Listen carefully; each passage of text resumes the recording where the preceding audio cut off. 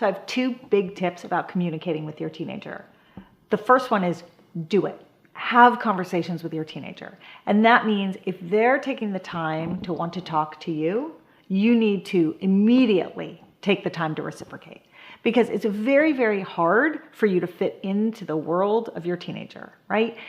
Before kids turn about 12, their parents are the center of their universe. But starting right around 12, some switch goes off in their brain and suddenly you don't rank anymore. I mean, you're important, don't get me wrong. They love you and they count on you, but you don't rank in the same way. So once your child is older, if they're letting you in, take it and run with it and have the conversation when they have the time.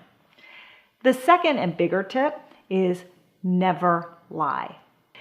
The reason I am so emphatic about not lying is that once your kid figures out that you have lied, you're kind of done. Everything else in this whole class you can take a do-over on except telling a lie. Because if your child thinks you're not going to be straight with them, then they lack trust and they're going to go to someone else as their most trusted advisor. So don't lie. And if that means just punting and saying, wow, that's a big question and I'm not ready to answer it yet, and I got to think about how I want to answer it, and I am going to get back to you, then get back to them.